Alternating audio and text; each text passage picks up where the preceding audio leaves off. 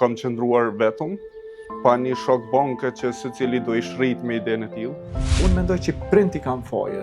Prind do të me fol me fëmijë, do të me kqyr fëmija me kam po shoqënohet. Këtu janë situata që vazhdojnë me përcjell gjatë gjithë jetës. Si pasojë e çkafit e ke ndje veten si të bullizum? Që quaj unë lloj bullizimi i pavetdijshëm i individëve ndaj meje. Sa ka qenë vështirë për ty me shku në shkollë dhe mos me pas një shoqëri, një shok, edhe gjithkohën tulesh në një bankë të qëndrosh vetëm. Se shumica nuk më kanë trajtuar mjaftueshëm mirë gjatë pjesës shkollimit. Sa e ke vujt këtë pjesë? Një fëmijë cili ka qenë tërësisht i izoluar prej masës, rrethit, me arsye nga më të ndryshme. Edhe ai shkreti që nuk ka pas, ajo është dash s'ka pas as shoqni, as përkrahje. Kurse tash kur diskutoj me disa prej tyre nuk më njohin me mënyrën se çush unë e kum transformu veten. Mendoj që kam qenë i bullizuar pa dëshirën tam, ka pas vitet shkollës fillore ku nuk kam pas asnjë mungesë. Në semblance kam pas atë abuzim mbi tij. Nuk e edukoj një fëmijë sa duhet me qenë një fëmijë më i përgatitur. Se kam qenë jashtëzakonisht shumë i lidhur me prindin, ka qenë edhe një humbje shpirtërore. Me qenë se është vështirë dhe dikush ndoshta ndihmon një herë, po çdo muaj është pak e vështirë kjo pjesë. Thjesht më kujtojshin çdo herë kujtimet e tina, më kujtojshin fjalët e tina, edhe më jepshin një shtytje që unë më vazhdo përpara. A ka pas ndonjë person që je zgënjur nga ai, ndoshta ke prit momente të caktuara që ke me pas krah edhe realisht nuk e ke pas? Unë kom jetu në atë periudhë me një ndihmë sociale të cilën ma ka jap shteti në një vlerë prej 55 euro. Nëse kishte qenë një ofertë nga një parti politike që me qenë në një pozitë bajagi të kënaqshme edhe një pakt të kënaqshme, e kishe pranu? Kisha ndoshta një 5 euro sa 10 për me jetu, ndoshta ish mesi mujt ose ish fundi mujt që u duke me prit pastaj datën tjetër. Nuk e kalojnë as testin me shkrim edhe fatkeqësisht janë të punësuar. Saqë njerëzit kanë paragjykuar që unë nuk jam gati me u vesh, nuk jam gati me ble garderobën më të mirë. Se ka qenë një periudhë ku unë ku mendu që dohet me pas ndoshta veç një mujore me ardhur në studime. E pse duhet me qenë pa tjetër pjesë e politikës edhe mi hup motivi mu shkollu? Që duhet me qenë edhe servil për me qenë pjesë e partive politike. A ka pas ndonjë moment që jeni dorëzu? Nuk kom pas mundësi ndoshta as mujoren me pagu, jo mujoren pas qëndrim, as mujore ose diçka tjetër. Kjo ndoshta ka qenë arsyeja kur ti morre një vendim edhe vendose me lënë Kosovën. Kjo ka qenë momenti ndoshta i dytë më i vështirë në jetën tim ku unë u du fëmijë mu shkput për ëndra fëmija, mu shkput për idesë që unë kam ëndra. Na përshkruni momentin kur u përshëndeta ditë me nonën. Dej në momentin ku jam lodh me veten, ku më kalu edhe fazat vështira, unë jam largu me një maj, edhe mbaj men kujtesë si pikë, edhe ku më vendos vetë si shej protestë. Jam i angazhuar në logistik ose në logjistikë dhe shpedicion në pjesën e administrimit të projekteve ndërkombëtare edhe përgatitjen e dokumentacionit për transport ndërkombëtar. Ju ftojmë që të bëni pjesë e këtij udhëtimi emocional çdo të shtunë nga ora 19 vetëm në kanalin tonë zyrtar në YouTube Rrëfim Jete me Baki Zeqirin.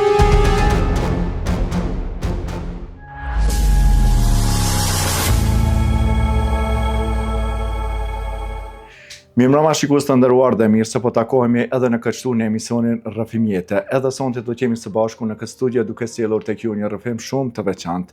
Fillimisht deshta që falenderoj të gjithë juve të cilët jeni pjesë të emisionit Rrëfim Jete dhe na ndiqni zakonisht në rrjetet tona sociale dhe kanalin tonë zyrtar në YouTube Rrëfim Jete.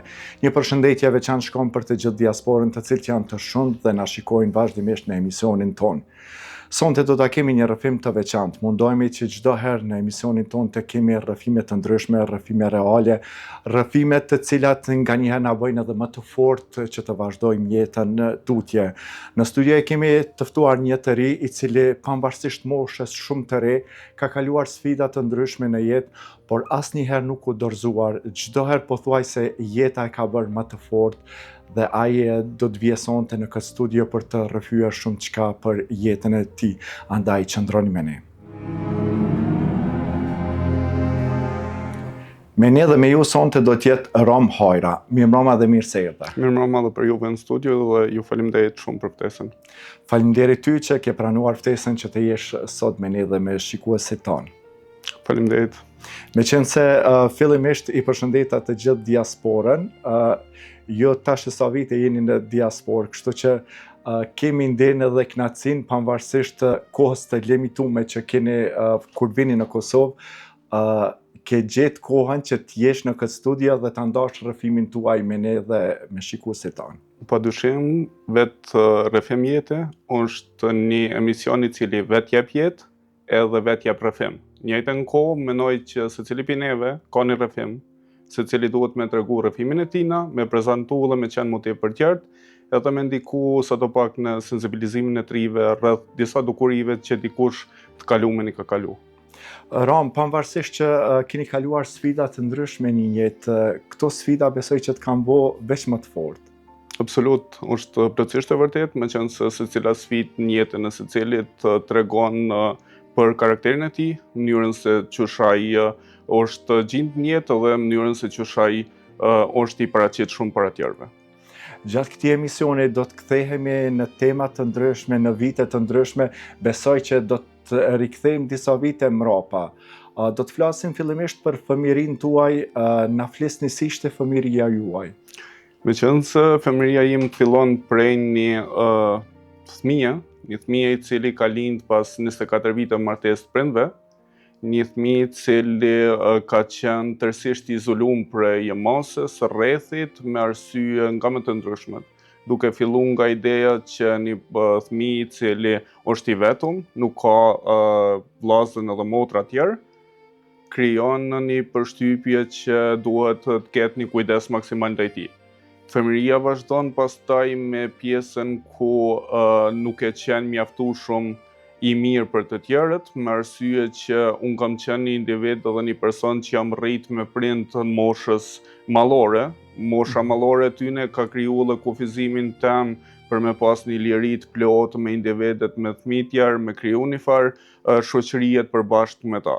Kjo është kthy shpeshherë edhe në që e quaj unë një lloj bullizimi i pavetëdijshëm i individëve ndaj meje, ndaj rrethit, ndaj mënyrës se çu shkum jetu une, ndaj formës së cilën kum vendos me jetu edhe në formën që shkum vendosur me u shkollu gjatë pjesës të shkollimit, ka qenë sfidë në vetvete ku asnjë prej nxënësve, asnjë prej moshës cilët ne i përkasin nuk kishin gatishmërinë që të më involvojnë brenda grupit tyne. Shpeshherë mbaj mend fundin e klasës ku kam qëndruar vetëm, pa një shok banke që secili do i shrit me idenë e tillë. Jam kriju, po në atë kohë nuk kanë qenë që unë i ku marrë si të mirëqenia, me qenë se unë nuk e kom ditë se çka konsiderojnë bullizim në atë kohë. Pastaj është qasja e mësimdhënësve ndaj meje, me qenë se unë kam folë me një ton jashtëzakonisht ulët, me një person i cili ka qenë jashtëzakonisht i sjellshëm edhe i urtë në bankat shkollore, ka kriju edhe një pretekst negativ tek unë. Me qenë se shumica nuk më kanë trajtu mjaftueshëm mirë gjatë pjesës shkollimit, ky ndryshim ka sjellë në fakt një periudhë jashtëzakonisht gjatë, një periudhë që ka ndikuar edhe në rezultatet e mia të shkollimit, me qenë se nuk kish me ideja që profesorët kanë me të kuptu ty pse ti nuk po flet, po kanë me të paragjyku pse ti nuk je i mirë në rezultate. Ndoshta unë kam qenë i mirë në rezultate, po kam qenë qaq që kom fol me një ton njerëzakonisht ulët, sa që nuk më kanë kuptu çka unë kom desht me paraqit. Kjo ka qenë edhe një formë që atëherë nuk e kom kuptu se çka nën kupton. Këtu janë situata që vazhdojnë me përcjell gjatë gjithë jetës. Po, si pasojë e çkafit e ke ndje veten si të bullizum? Ndoshta vetëm që ke fol me një ton më të ulët, apo ndoshta ke pas mendime më të ndryshme se të tjerët edhe nuk je përshtat? Mendoj tash, nëse i kthehem retrospektiv, mendoj që shumica tyne kanë bullizu me faktin që më kanë konsideru që janë në një ambient, në një botë krejtësisht ndryshe prej atyne që i përkasin ata. Ata kanë dashur me qenë më i gjallë në kuptimin që ne e thojmë si popull, me qenë më atraktiv, me qenë më inkupërueshëm në grup, kurse unë kam qenë personi i cili për shkak të kalumës edhe për shkak të rritjes me prind edhe mos pasjes vëlla dhe motër ma ka kufizu jashtëzakonisht shumë mënyrën se çysh unë jam shpreh, mënyrën se çysh unë kam jetu. Pastaj gjatë shkollimit unë jam ul veç mas në bankë shkollore, me qenë se secili ka refuzu veç ndonjëherë ku mësimdhënësit edhe atëherë mësuesi ka detyru me ul me mu. Pastaj kjo ka kriju një farë bindje që për shkak të pamundësive të mia për shkollim, pamundësive të prindve të mi me qenë ju i dallueshëm mbi tjerëve, ma ka kriju një farë ndjenje që ju krejt e përjetojnë edhe ju krejt e kanë ndjenjen e tillë, një ndjenjë përjashtimit, ndjenjen që ti nuk je pjesë e shoqërisë, nuk je pjesë e rrethit, edhe ti duhet me qenë i vetëm edhe i veçuar për secilit veprim që ata bën. I vetmja inkuporim që mu më kujtohet gjatë shkollës ka qenë kur të gjithë vendoseshin me u largu prej orës mësimore, kurse unë rezistoj sa me u largu. Kjo ka qenë një ndër arsyet ku ata kanë kriju një komunikim bazë me mu, edhe nuk më kanë arrit me më kuptu në fakt performën që unë e kum zgjedh me jetu. Kjo ka zgjatë deri në shkollimin e mesëm, pastaj pi shkollimit mesëm kum kalu në një person ekstrovert, po kum kalu për arsye që kum fillu me mendu ma thellë, kum fillu me mendu jo me si fëmijë, kum fillu me u ndje në atë fazën e hershme të pjekurisë, ku secili individ ka fillu me kuptu më ndryshe qasjen. Kum fillu, kur fillova dhe studimet, fillova me mendu që jo çdo karrik është personale, jo çdo, kum mendu ma shumë në aspektin se çysh e kum trajtu këtë çështje, edhe nuk e kum konsideru ma që tavolina dhe karrika është personale, duhet me lëviz. Kjo ma ka kriju qatë thyrjen e partë barierës që kum pas me veten, edhe me krejt sistemin cilën jam rritë dhe jam shkollu.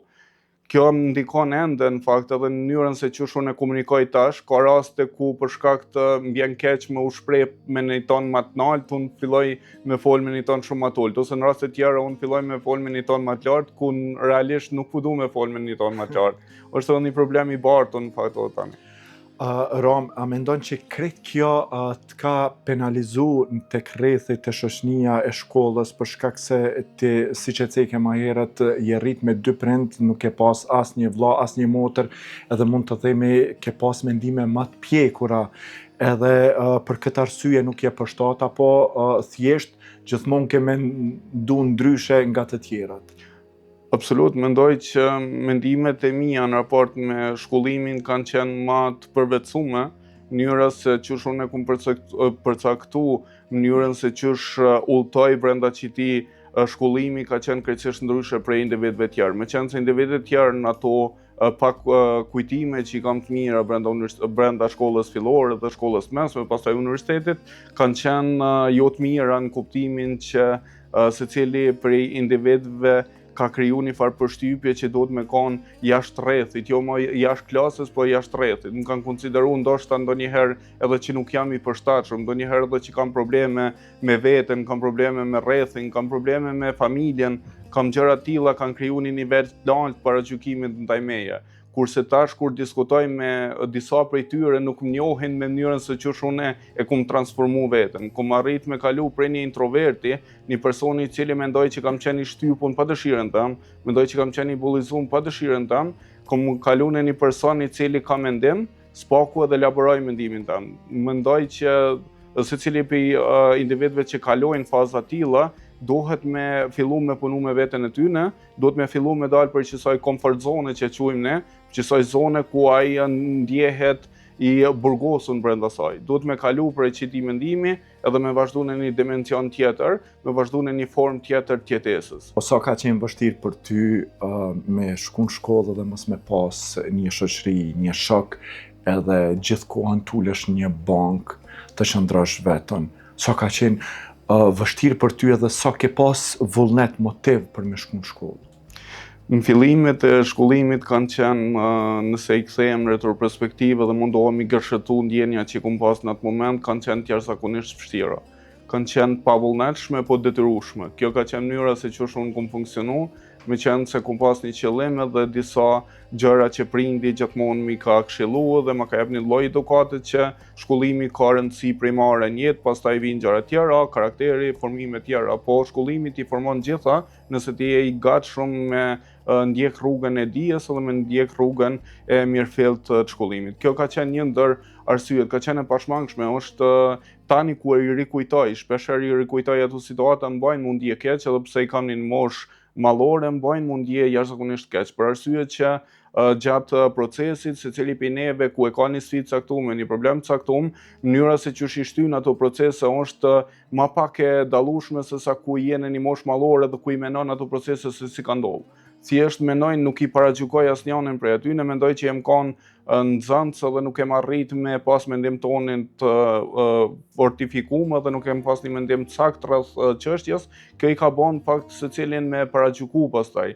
Secilin shkollën fillore ka pas idenë që duhet me qenë bashkëpunues në çdo tentativë tyne, ndoshta edhe tentativë jo të mirë, siç është lëshurja orëve të mësimore, që për mua nuk ka qenë tentativë e mirë, por për ta ka qenë tentativë grupore, që unë jam përjashtu. Pse se ke provu në raste të tilla derisa ata e kanë organizuar gjithë me lëshu orën për me mendu që nëse edhe ti do ta bësh një gjë të tillë, ata do të pranojnë shoqëni. A ke menduar ndonjëherë? Absolut, asnjëherë ku mendoj që duhet me qenë i drejtë dhe i bashkuar kornizat edhe në rregullat mësimore brenda shkollës fillore dhe të mesme, po asnjëherë që unë duhet mi u përshtat rrethit. Kjo më ka bartë edhe mendimet edhe tani. Unë mendoj që ndoshta ndonjëherë kam mendime të argumentueshme, po që janë të kundërt masës, janë kundër një grupi të caktuar që mendojnë njëjtë, po unë kam argumentet edhe mendimet e mia që mendoj që duhet mi mbrojt. Secili individ që ma kundërshton të kundërtën, normalisht që pajtona me to, pajtona me mendimin tina, po nuk mendoj që duhet me u bashku sa atëherë kemi të bëjmë një mendim kolektiv, nuk kemi mendim individual më. Dhe secili prej neve kemi kur mendimi është kolektiv, atëherë ti je inkuperuar në mendim, nuk ki mendim tonë. Thjesht mendimi është gjithëpërfshirës edhe tani krejt përfshihen në çat lloj mendimi. Po këtë sfidë e kanë ditë familja apo e ke mbajt vetëm ti për veten tonë, je mbyll për veten tonë dhe e ke vuajtur? Unë kam qenë person, jam edhe ende që nuk diskutoj dhe nuk kam diskutuar shumë me familjen për këto probleme dhe këto sfida. Jam mundu gjithmonë me qenë koherent, ka pas vitet shkollës fillore ku nuk kam pas asnjë mungesë. Kam qenë shumë korrekt me këta, jam mundu që këto rezultatet atu që i kam pas, në fakt, m'ja prezantu familjes. Pavarësisht që edhe rezultatet kanë ndikuar jashtëzakonisht shumë, nuk ka qenë që unë nuk kam arrit me pas mendim të amin, ndoshta mënyra se qysh më kanë perceptu mësimdhënësit ka kriju edhe një rezultat jo të kënaqshëm për mua, edhe tani kur kthehena në retroperspektive shoh që kanë ndikuar jashtëzakonisht shumë. Nuk kam biseduar me asnjërin prej anëtarëve të familjes, ndoshta në fakt prindi kur ka shku mi pa rezultatet, ka pas ndaj diskutim me mësimdhënës për këtë çështje, po secili mësimdhënës ka lavdu sjelljen tëm shembullore, po nuk ka tentu asnjëherë me inkuperu dhe me zgjidh këtë problem. Kjo ka qenë një ndër pengesat kryesore të mia, që mendoj që secili prej mësimdhënësve nëse e sheh një situatë tillë, duhet me ofru zgjidhje dhe me inkuperu brenda grupit, e jo me kriju një përjashtim, për shkak që nëse krijon një përjashtim janë dy raste ku individi nuk është i nevojshëm më për shoqërinë, për rrethin, për shkollën, për institucionin, edhe në rastin e dytë ku përjashtimi bëhet i detyrueshëm, meqenëse se ai ka një mendim i cili argumenton, po është i dëmshëm për rrethin, është i dëmshëm për shoqërinë, është i dëmshëm për tjerët. Unë të dyat nuk mendoj që i kam pas, meqenëse jam kanë fëmijë, edhe mënyra se çush ata më kanë përjashtuar, mendoj që ka qenë e gabuar, edhe mendoj që secili mësues që s'paku ka shkollimin e tani shumë mes me kriju një diferencë theksume me nxënësat që janë njëjtën situatë, njëjtën formë, secili ka një shtytje që e bën drejtë që kjo situatë. Secili prej neve ka pas një arsye pse në çet situatë. Nuk e ka bën asnjëri prej neve në fakt vetëm pse kem dashur me kon dallueshëm prej tjerëve, pse kem dashur me qenë në qendër të vëmendjes. E kem bë pse jem ndjeq ashtu pse rrethi nuk na ka pranuar të tillë. Ju kujton ndonjë moment i vështirë përveç nga shokët dhe shoqet që ke qeni anashkaluar ndonjë moment nga mësimdhënësit që e ke pa që tu ka bën një padrejt, një shkelje, një mos përqëndrim sa i përket anës tone që kur e ke thonë një fjalë, një farë forme nuk është vlerësue edhe të ka mbet akoma e kujton edhe nuk ndjesh mirë. Përveç kësaj, kam rastet të kfjellta prej shkollës fillore ku kom pas për mos paraqitjen tem në mënyrën se çush ka dashur një mësimdhënës, kam pas atë abuzim mbi ti. Kjo ka qenë një kujtesë që mu nuk më shlyhet, ka qenë klasa e parë e shkollës fillore, edhe prej asaj periudhe unë e mbaj ende në kujtesë, me mësimdhënës që nuk jeton më, po ende kam të freskëta kujtimet atij momenti, me arsye që nuk ka qenë diçka që unë kom dalë kundër rregullave, kundër strategjisë ose rregulloreve të shkollës. Unë thjesht kam pas një problem të cilën nuk është as problem mjekësor që duhet trajtohet me një specialist caktuar, thjesht ka qenë më shumë emocional, më shumë mënyra se çush unë jam qasë dhe çush jam ndjej përjashtuar mbi mase.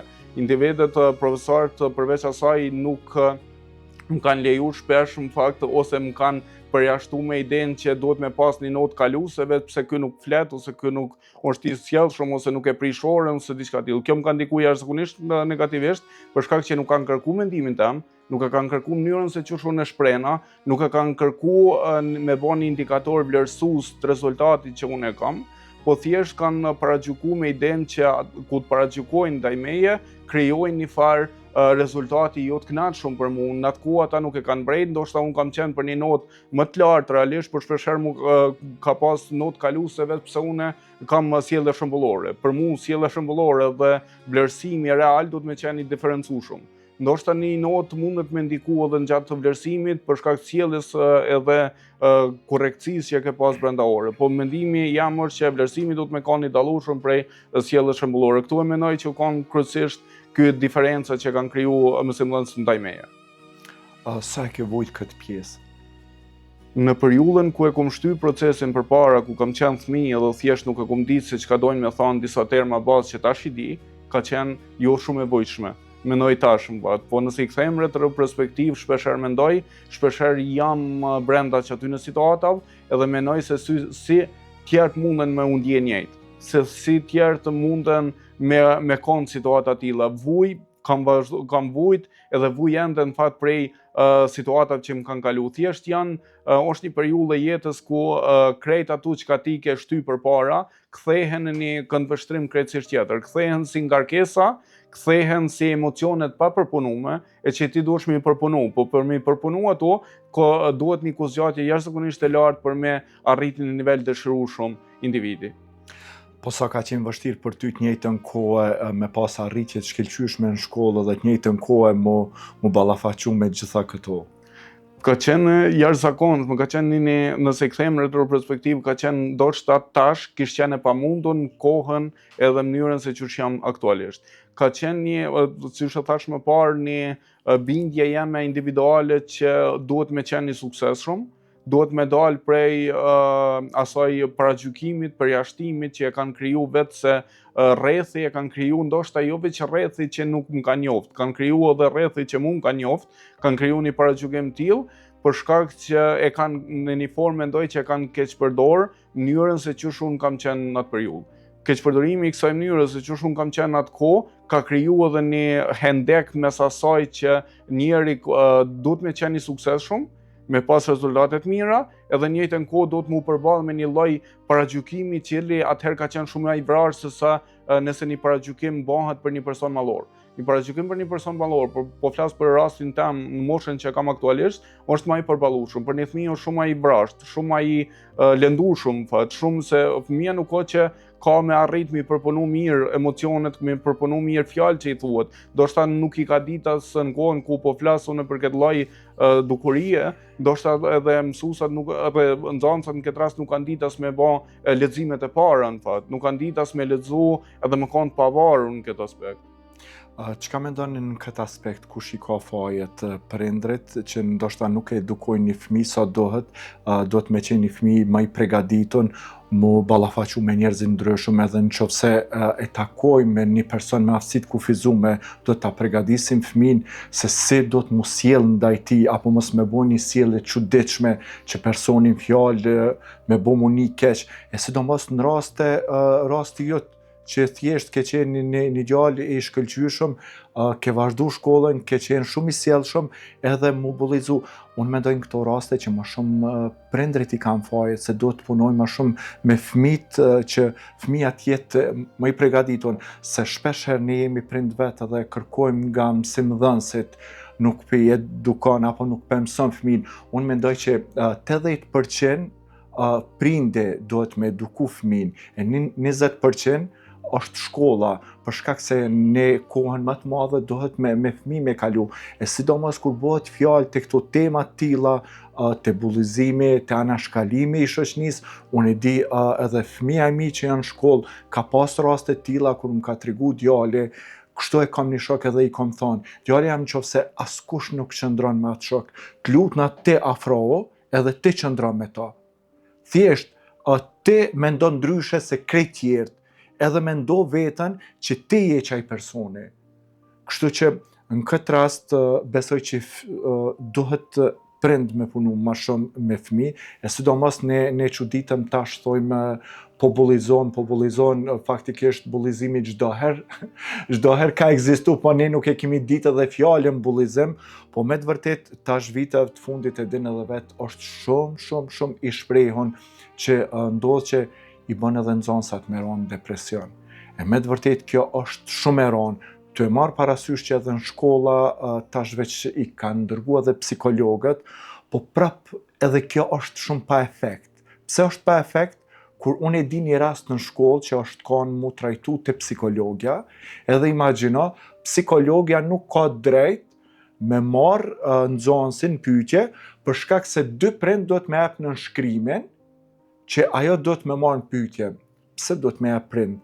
Unë mendoj që një nxënës në shkollë, kur e bën një veprim të patolerueshëm, mos të thëmë jo normal, atëherë do të mu trajtu.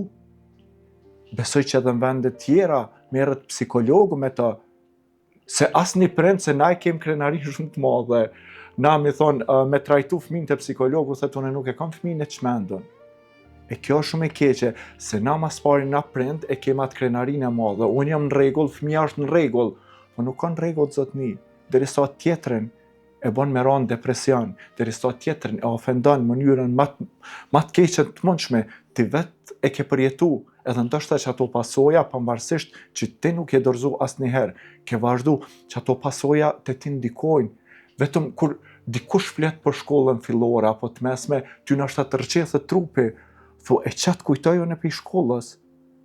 E me të vërtet është shumë e rëndë dhe do të më marrë shumë masa.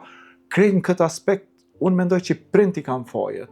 Prind do të me folë me fëmijë, do të me këqyr fëmija me kam po shoqënohet. Jo veç hajt ja blej një telefon edhe dur fëmija, do të me përcjell fëmijën. Përveç se ndoshta një fëmijë mund t'i dërgon shumë të këqija një prindit në shtëpi. Çaj fëmijë nëse nuk i dërgon të këqija në shtëpi, e bën dikon mu një keq. Domethënë aspektet ndryshme.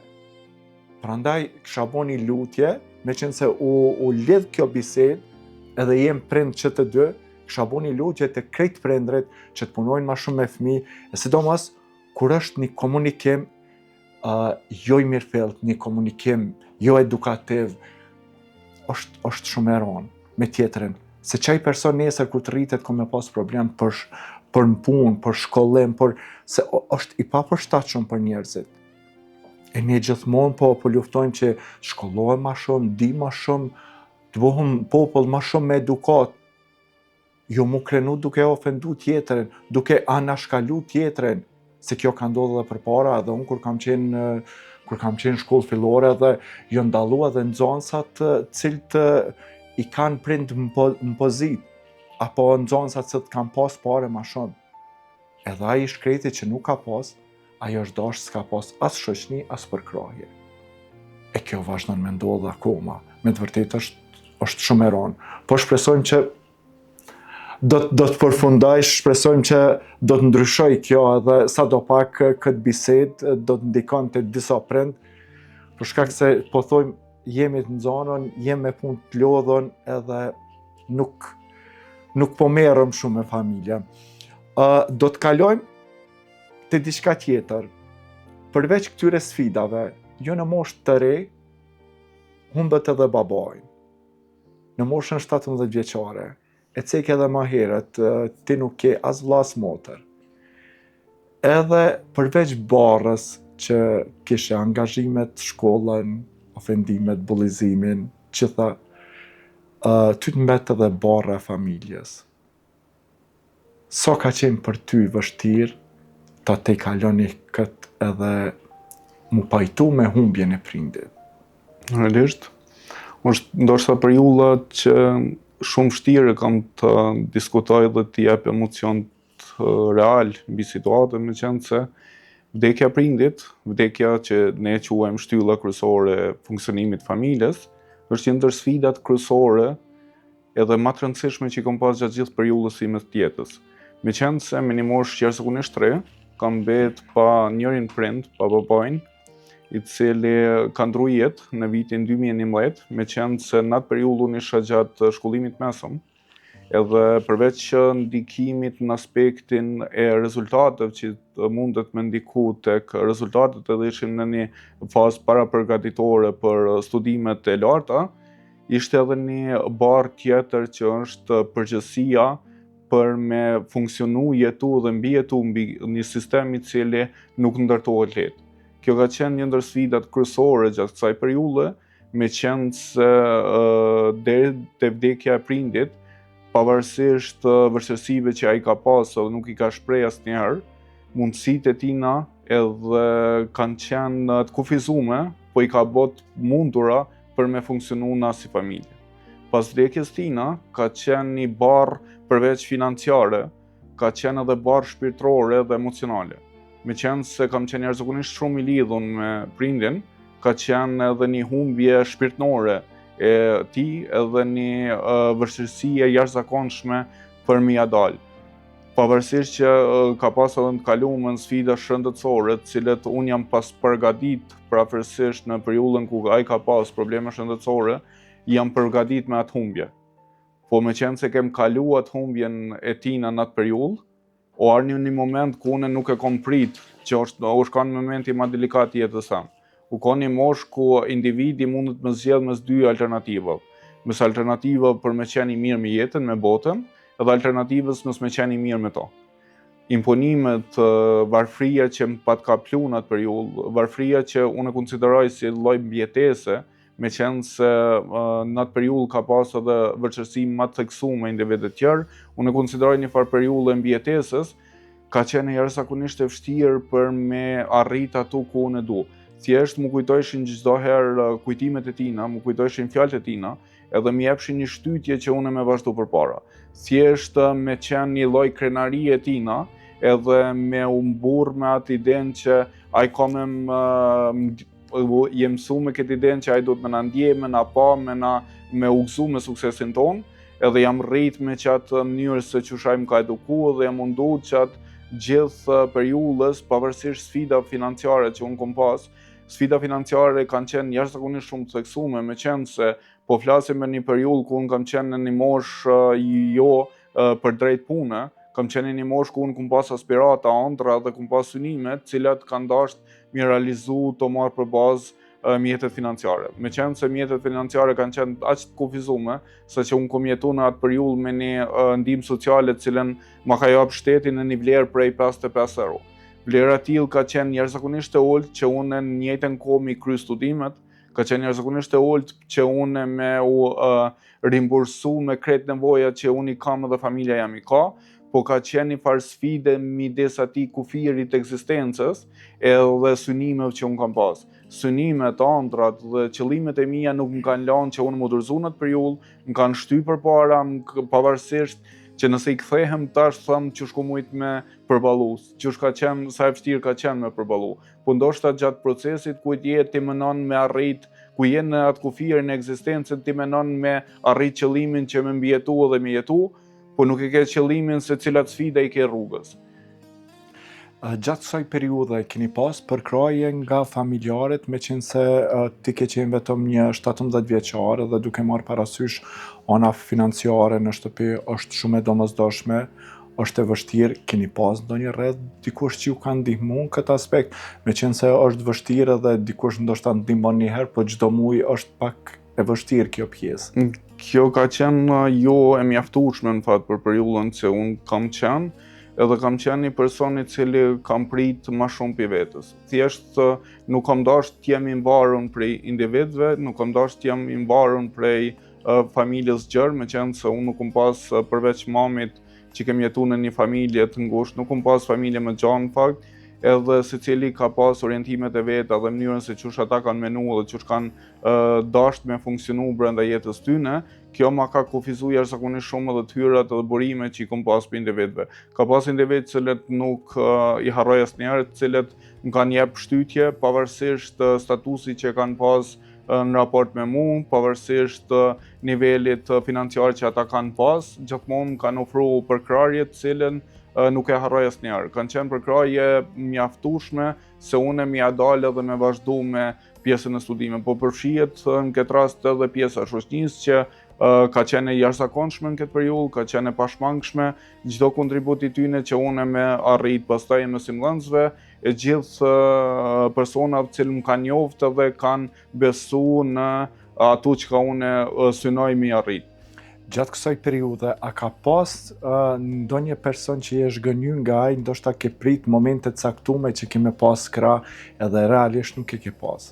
Realisht po, meqenëse prindi gjithmonë ka folë për disa individë dhe disa njerëz cilët pasi ai ka qenë moshë të shtyme, edhe gjithmonë i ka jep si ide që pas një kohë në fakt nëse unë nuk jam ti kemi pas krah këta ose ata. Kjo ka qenë një lloj zhgënjimi meqenëse kur ai nuk ka qenë më, unë nuk i kam pas të njëjtat mbështetjen gjatë gjithë rrugtimit. Përveç jo mbështetjes, kam pas edhe momente ku unë u duf mu përballë edhe me paragjykime, me gjykime, me forma tjera të jetesës, saqë nuk kanë qenë barë për mu vetëm aspekti financiar se çush unë e jetoj, po kanë qenë edhe paragjykimet e rrethit në fakt edhe krijimi aty në lloj paragjykime. Thjesht kanë lënë rahat. Thjesht krijimi aty në paragjykime, saqë paragjykimet kanë qenë as të thella, saqë nuk kanë leju me arrit një rrugë drejt. Gjithmonë e përmend unë asnjëherë në jetën time nuk më në rrugë këtë gabume, jam mundu me zgjedh rrugën time dhe me u vetë eduku. Kjo është një formë kogja e vështirë e transformimit. Unë mu ka doftë përveç transformimit në periudhën, po flasim për vitin 2011-2012, kur unë pastaj kam vazhdu studimet, ka qenë faza e transformimit tim. Faza e transformimit ka përbën një person i cili ka qenë introvert dhe ka synime, edhe duhet me dalë për komfort zone, që përmenin shpesh, në komfort zone teorikisht është një mjet që përdoret në mas të madhe, po me dalë prej saj, është si me dalë prej një dimensioni krejtësisht tjetër. Është një farë botën vetvete në fakt ku ti i ki të kufizuar dhe i ki brenda kornizës. I bjen si nëse jeton brenda një dhome, edhe gjitha senet që ty të nevojiten i ki brenda një dhome. Ti nuk del me eksploru hapësirën jashtë asaj, nuk eksploron në borën, nuk eksploron qytetin. Kjo është mënyra se çush e shpjegoj unë komfort zonën. Përveç kësaj kanë qenë edhe paragjykimet e individëve, pa dashur ti ngarkojmë fat ose të them thjesht ti mbaj përgjegjës për veprimet që i kanë bërë, meqenëse mendoj që secili individ që ka lind jeton e ka një mënyrë të vetën të jetesës, e ka një mënyrë se çush u shkruaj jetesa tina, dhe kjo formë e jetesës tina nuk është e mbarë në pi individëve, dhe nëse njerëzit individët nuk dëshirojnë me jep një përkrahje tyne, unë nuk i paragjykojnë në moshën që kam tash, as nuk i detyroj, as nuk i mbaj përgjegjës për periudhën cilën unë e kam kalu. Ka qenë shkruar ashtu dhe thjesht është dashur unë me qenaj që i kisha detyruar më ndryshu qëto rrethana dhe qëto çështje. So ka qenë për ty vështirë në këtë kohë shumë të vështirë kur babai veç ka ndru jetë dhe jeni ballafaqur me krizë financiare, familja ju, njëjtën kohë me shku edhe në studime, me vazhdu studimet tutje edhe mos mu dorëzu asnjëherë. Ka qenë më ktheve në pjesën e studimeve, ka qenë një rast që po du me nda me tjerë të më fatë që është për mu është prapë emocional. Periudhën ku unë kom fillu studimet e kom fillu me idenë që unë isha atër në asistencë sociale, edhe me idenë që mu më lirohet semestri për me pagu gjatë studimeve. Po nuk e kom ditë që gjatë procedurave dhe rregullorave brendshme të universitetit ajo ndodh pasi ti paguan për herë parë studimet. Kjo ka qenë ai sfida e parë, ai bariera e parë me u qas në sistemin arsimor të vendit. Pavarësisht që unë nuk i kom pas mundësit për me vazhdu studimet ato ku kom dashur ose drejtimin që unë kom dashur me studiu, jam detyruar me studiu diçka që nuk ka qenë orientimi i saktë jam në karrierë. Pastaj gjatë rrugë unë kom brejt që duhet me ndryshu ndoshta edhe rëndësisht profesionin tem për shkak që nuk jam ndje mirë në profesionin që unë kam zgjedh, se s'ka qenë orientimi i saktë i saj. Pastaj kur kom hyrë brenda studime, pavarësisht kësaj kur ma kanë kumtu lajmin që duhet me pagu, vlera ka qenë jashtëzakonisht e vogël për tani, ka qenë vlerë 25 euro sa mbaj mend, po ka qenë e jashtëzakonshme për atër, ka qenë një vlerë cilën unë nuk i kisha ndoshta një 5 euro sa 10 për me jetu, ndoshta ish me jesi mujt ose ish fundi mujt që u duke me prit pastaj datën tjetër për asistencë sociale për me vazhdu shkollimin. Ka qenë kjo për shkak që gjatë periudhës ku e kom regjistruar studimet, unë nuk ka që kom njoft individ tjerë që kanë mujtë me më përkra. Ndoshta tash një me qindra njerëz, me qindra individ, ndoshta një kam shoqëri të ngushtë që mundën me më ofru ndihmë nëse kam nevojë në situata të caktuara. Atëherë ka qenë një farë periudhë ku unë se kom pas kërkan. Thjesht kom pas nanën, kom pas një familje gjanë, edhe thjesht nuk kom pas kërkan për te kësaj. Nuk kom pas shoqëri, nuk kom pas individ, nuk kom pas njerëz që e dinë situatën ta.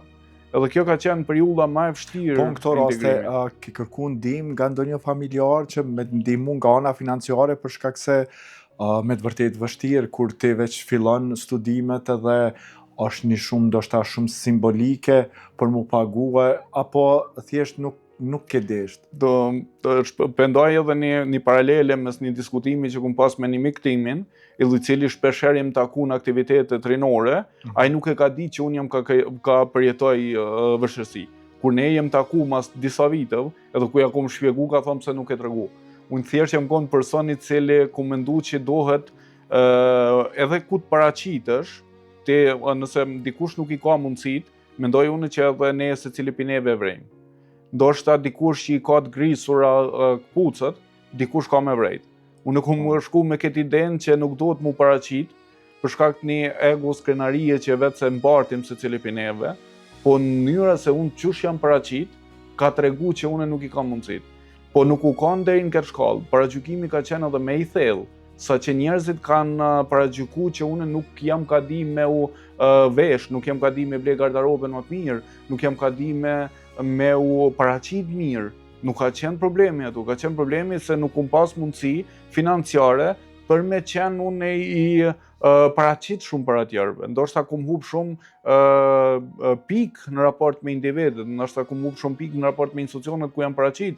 Ndoshta mënyra se qysh jam ndohur ku nuk ka qenë e përshtatshme për rrethi, nuk ka qenë e përshtatshme për shoqërinë. Këto e vuj ende, e shprehi shpeshherë që njerëzit nuk kanë paragjykuar në esencë të problemit, po kanë paragjykuar në sipërfaqe të problemit. Kjo ka qenë problemi kryesor që unë e kom bartë dhe vazhdoj më ka mbetë në fakt si kujtesë jo e mirë dhe mundohena gjithmonë mi sensibilizu njerëzit, mi sensibilizu individet që me u marrë ma shumë me këtë pjesë. Nuk shihet, ka fjalë ndryshme që thuhet në fakt, nuk testohet, nuk bëhet vlerësimi i një libri prej kopertinës që ti sheh, po pi përmbajtjes të saj. Kjo është mënyra se qysh e përmbylli këtë lloj paragjykimeve që njerëzit e kanë pas ndaj meje. Nuk i mbaj përgjithë ende në fakt, po mendoj që ata duhet me reflektu me veten e saj, se unë i kam qenë i fort, i kom kalu, i kom përpunu disa pi emocioneve të tilla, po njerëzit tjerë ndoshta pi përjetojnë ende. Edhe ky emision tjetë si piknisje në fakt e secilit individ që paragjykon pa e kuptu përmbajtjen e një individi. Ka mënyra të ndryshme që një individ mundet mu involvu brenda teje. Ka mënyra të ndryshme ku një individ mundesh me u paraqit brenda tina, mundesh me ju afru, me kërku ma shumë informacione për to, ndoshta dikush prej individëve tjerë që ka një liri me to, mundet mi tregu. Pavarësisht mos përkrahjes financiare, humbjes të babit, bullizime, asgjë nuk ka ndiku ti ke vazhdu vazhdimisht ke pasur suksese. Sa ka qenë vështirë për ty kjo? Absolut, se ka qenë një periudhë ku unë ma ku mendu që dohet me pas ndoshta vish një mujore me ardhe në studime. Ka qenë kjo synimi ka qenë jemi, me pas një mujore prej vlerë 15 euro, që unë i kum kursy prej pjesës socialit, pastaj për pjesës pensionit mamit që po dalin në pension, edhe piç asaj pjesë unë synimi jam ka qenë kjo. Mi pas që 15 euro që unë më shku në studime. Kaq, nuk ka pas rëndësi. As për kafe, as për ndoshta ka pas ditë që kum qëndru prej mëngjesit, për orës 7 mëngjes deri në ora 6 në brenda studime. Ndoshta secili prej neve ka nevojë elementare për këto. Po në shumicën e rasteve shoqënia të cilën nuk i harroj asnjëherë dhe i falenderoj gjithmonë fat, më kanë ofruar ndihmën e tyre. E kanë pa që nuk po ka mundësi. Ka pas raste ku unë jam shku me pim kafe me dikon, ndoshta nuk e kanë ditë situatën, po nuk kam pas mundësi as me pagu ato. Ka pas raste të tilla në fakt që unë tash nëse i kthehem retrospektiv ndihem keq. Ndihem keq, po ka qenë rrethonat e jetës cilat ma kanë obliguar me qenë i tillë. Kanë shfrytzuar një ide që shumica e atyre që kanë qëndruar afër meje gjatë pjesës studimeve e kanë përdorur dijen tëme dhe mirësinë tëme si këmbim fakte unë për më parafru me ta, e ku më ofru ndihmën tëmë. Thjesht nërsa s'kom pas mundësi financiare me ndihmu secili prej studentëve, po i kum ndihmu moralisht, i kum ndihmu përmes përgatitjes që kanë pas për provimet e tyre, shumica e din këto, shumica që më njohin mua munden edhe me u deklaru rreth kësaj çështje dhe asnjëherë nuk i mbaj përgjith që ata nuk kanë qenë mjaftueshëm për mua. Thjesht nuk ka qenë obligim. Kanë shfrytzuar mirësinë tëme që unë më ofrua një ndihmë caktuar, më kanë pranuar brenda rrethit edhe kjo nuk ka qenë shfrytëzim për meje ose interes për meje, po ka qenë një formë mundësi që unë më ndjej barabartë me ta. Ka qenë jashtëzakonisht e vështirë për shkak që brenda studime pastaj jam përballë edhe me një nivel krejtësisht tjetër. Fillova me ndru me qenë një person i cili jam ekstrovert, po kam mendimin tim. Thjesht u bazojsha në ato teoritë që secili duhet me pas një mendim të argumentueshëm, sakt, edhe mendimi shpesh herë shpjegoj që nuk është veprim, është mendim. Edhe mbi gjitha nëse është mendim, duhet mu respektu si i tillë. Ka pas raste në fakt edhe gjatë pjesës studime ku unë jam përballë që në pjesën vijuese të emisionit kemi edhe mi diskutu që jam përballë në fakt me shumë dukuri brenda studime, me shumë dukuri që kanë vazhdu me qenë pjesë përbërëse jetës tënde deri në momentin ku unë kum vendos me u largu prej Kosovë. Kanë përcjell për shkak të natyrës tëmë, natyrës që nuk e kam impulsive, natyrës që e kam shumë të saktë argumentueshme dhe kam një mendim që mendojnë njerëzit që duhet me qenë diferencues për tjerëve. Pavarësisht sfidave, ti arrite sukses dhe përfundove fakultetin. Po, përfundova të 2 nivelet të studimit, përfundova studimet themelore bachelor, pastaj vazhdova dhe studimet master, po në njëjtën kohë fillova me kriju dhe me ndërtu një background të kualifikueshëm për tregun e punës. Ky background përfshihet publikimet shkencore që deri më tani kam që janë 18 sosh, edhe pastaj edhe ndjekjen e trajnimeve të ndryshme që mendojsha e zëvendëson që zbrastirën që vetë sistemi arsimor aktualisht e ka. Me kriju një baraspeshim mes njohurive që unë mundem i kriju gjatë trajnimeve, mundem i absorbu gjatë trajnimeve, kanë qenë me plotësu qëtu zbrastira dhe kur kum përfundu studimet, kum përfundu prap mendoj unë një student i dallueshëm fakt prej moshatarëve të mi për arsye që secili prej tyre kanë pritë që me përfundu një cikël studime. Unë kum prit më shumë se kaq. Kum prit me pas edhe një background, edhe një përgatitje, edhe një përvojë ku të përfundoj studimet që ku mendu që je i përshtatshëm pastaj për tregun e punës. Rom, ti ceke që ke përfunduar bachelor gjithashtu edhe master, pasi që përfundove, ku e gjete veten në Kosovë? Realisht, me qenë se qyshe përmend edhe më parë, unë kam qenë i angazhuar edhe gjatë studimeve në aktivitete që mu më kanë ndiku pozitivisht. Në gjatë këtyre aktiviteteve kam mundu me njoft njerëz, me kriju rreth, me kriju shoqëri, cilën mu ndikojnë pastaj pas përfundimit studimeve. Pas përfundimit studimeve ka filluar një cikël krejtësisht tjetër. Gjatë periudhës studimeve jam ballafaquar me një dorë zgjatun politikës brenda universitetit, cilën unë kom urrejt me plot kuptimin e fjalës. Një politikë e cila nuk ka qenë mirëfillt, ka kriju jo kuadro, ka kriju kuantitet brenda universitetit. Secili ata që më njohin periudhën ku unë kam qenë përfaqësuesi studentëve, kam qenë i vetmi përfaqësuesi studentëve i cili në mënyrë të plot ka reaguar ndaj secilës situatë që u bë brenda universitetit dhe që nuk ka qenë dobi të studentëve. Kam qenë i vetmi individ i cili pavarësisht tendencës, kërcënimit, shantazhës, manipulimit, partitë politike kanë provu me pas ndikim mbi mua. Kam pas mbi mendimet e mia, kurse unë jam kriju me idenë që unë si individ nuk duhet me pas mendime politike, por duhet me pas mendimet individuale. Kjo pastaj më ka bartë edhe në gjatë pjesës së pas studimeve. Shumica e atyne që kanë qenë përfaqësues studentore që kem diskutu bashkë në situata ndryshme dhe kem kundërshtu dorën e zgjatën politikës, pas përfundimit ose gjatë përfundimit studimeve janë përfshi politikisht. Nuk jam muaj asnjëri drejtën për mu përfshi politikisht, po jam muaj drejtën ku ai nuk bie me nder mbi ato që ai thot, nuk e mboron me dinitet ato që e thot, edhe nuk ka përgjegjësi mbi atë që e thot. Kjo ka ndikuar në fakt me kriju edhe një frustrim të plot ndaj secilit individ që përfshihet politikisht për me arrit synimet e tina. Gjatë kësaj periudhe kum pa shumë individ, para se me dalte përballja jeme me tregun, kum pa individ cilët ne jem njoft gjatë studimeve, ne kem ditë kapacitetin e disave, ndoshta jo në mënyrën e vlerësueshme, më qenë se ne nuk jemi kanë kompetent me po vlerësim tyne, kem ditë spaku nivelin e tyne cilët sot përfundojnë në institucionet publike. Kjo ka qenë një urrëtie jeme, urrëtie personale që unë më kanë njëjtë në këtë përfshirje, për arsye që një ndër arsyet kryesore është që unë kum rezistu me u përfshi politikisht është që brenda partive politike njeri nuk bën ndërtim politike. Nuk ndërton politika rinore, ndërton politika që janë përshtatshme për institucionin, janë përshtatshme për partinë, janë përshtatshme për udhëhecin e partive. Kjo më ka ndikuar një farë shputje totale prej politikës edhe kam qenë individi vetëm ndoshta gjatë krejt studimeve që nuk jam përfshi politikisht. A do të me qenë patjetër pjesë e politikës për mu fut një vend të punës apo varësisht për synimeve që ke?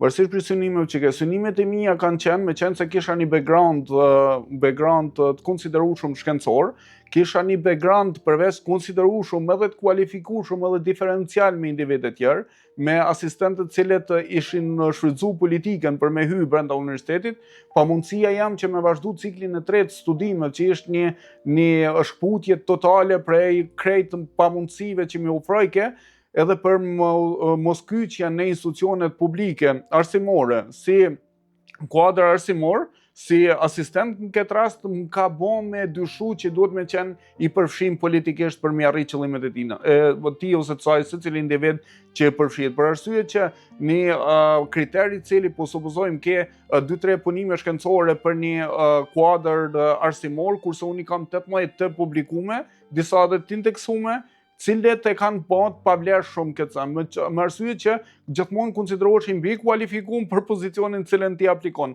Nuk konsiderohet për mu, i mbi kualifikuar konsiderohet që i përshtatesh 100% rregullave dhe statusit të universitetit. Kjo më ka bërë me u shkput komplet edhe me besu që ne nuk duhet më përfshi politikisht. Kum pas disa parafrime gjatë jetës time, cilët unë nuk jam pajtu me partitë politike në një aspekt. Partitë politike nuk kanë drejt mbi mendimin tim.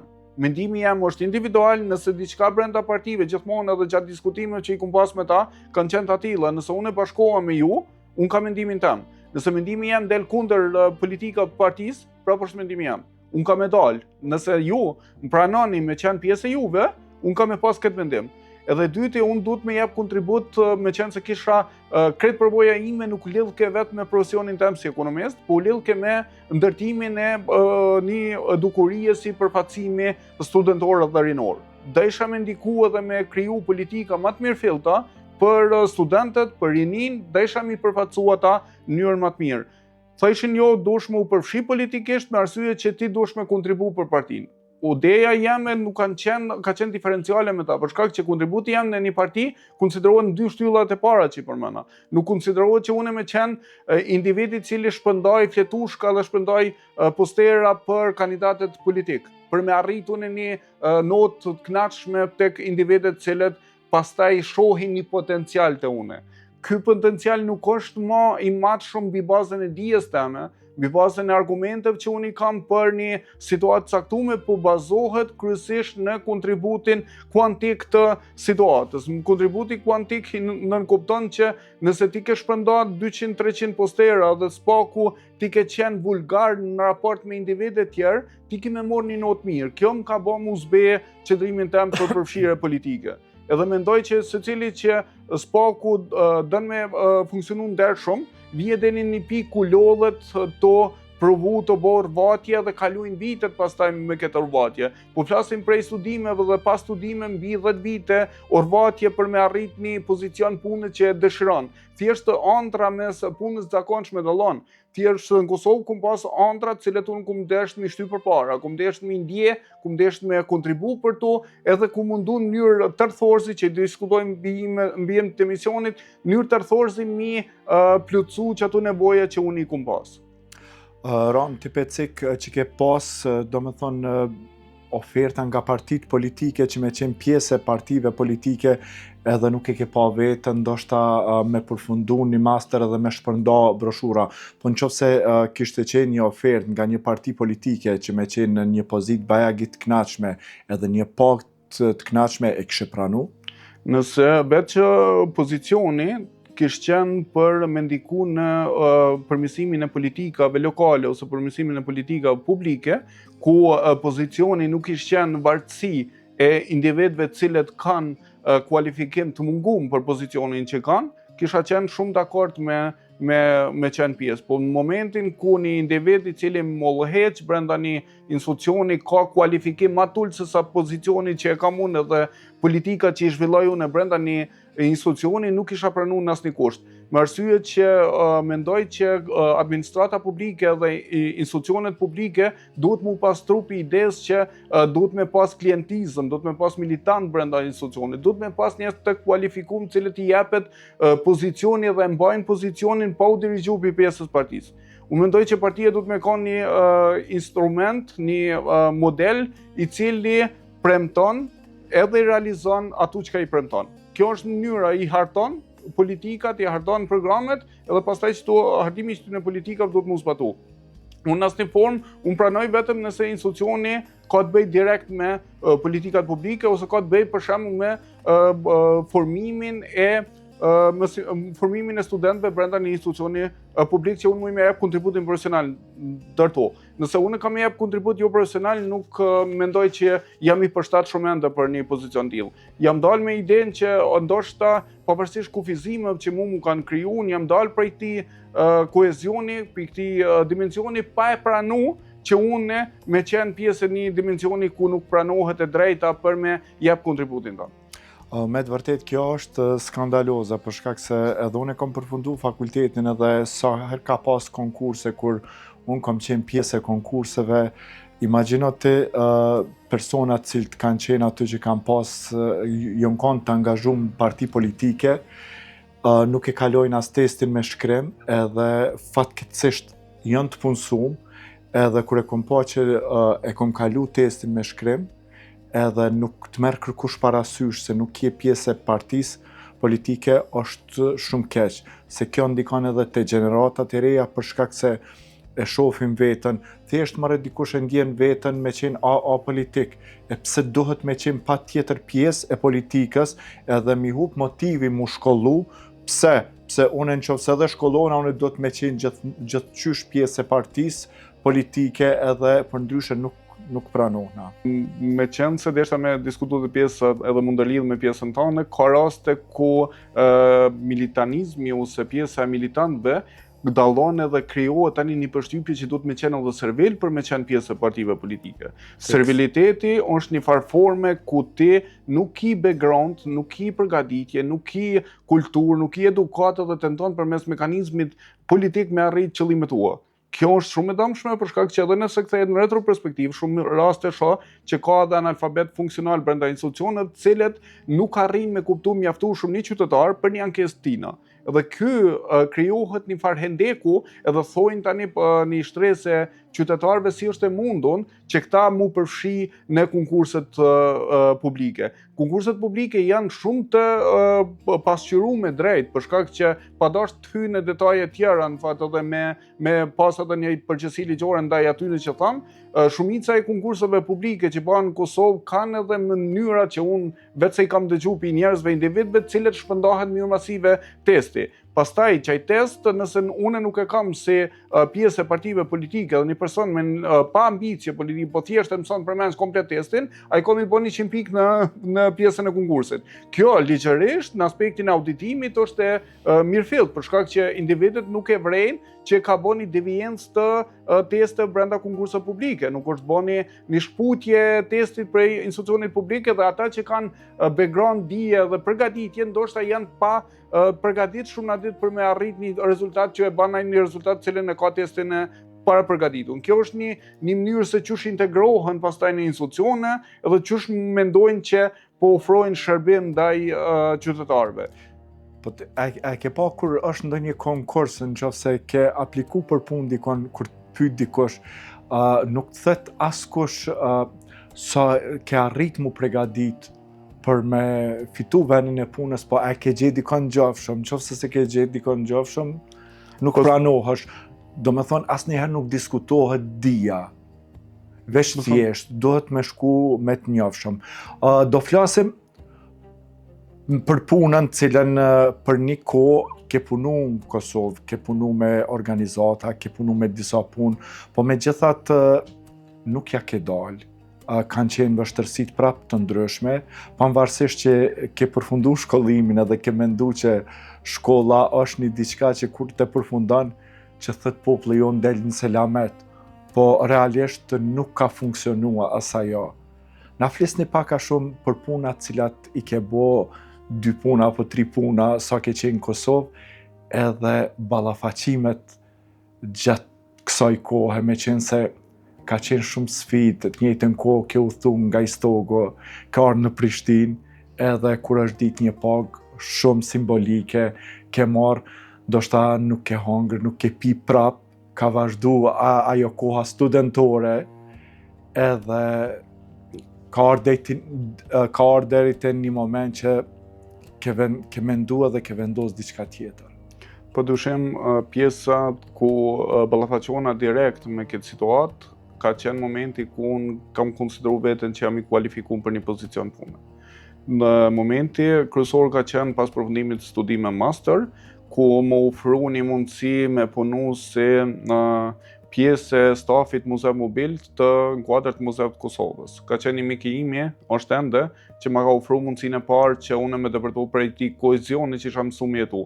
Fillova pas përfundimit të studime me kriju atë idenë që duhet me qenë lokalist, duhet me jap kontribut brenda institucioneve lokale, brenda shoqërisë civile në vendin ku unë jam lind, jam zhvilluar dhe kom jetu dhe jetoj ende. Edhe pastaj ajo ideja që ishe pamundun me kriju edhe përshtypjen që po hapen konkurse pune në të pjesë, jo diçka tjetër. Ishe edhe përshtypja që unë me bind veten që brenda kësaj periudhe sa pak 6 mujor pas përfundimit studimeve, nuk isha pamundun me gjetë një konkurs i cili plotson kushtet edhe kriteret e mia. Kjo ma krijoi atë bindjen që do të më dal jashtë kohezionit që jam mësuar me dal jashtë atij vendit, jashtë asaj hapësirës ku unë kam vepruar dhe jetu.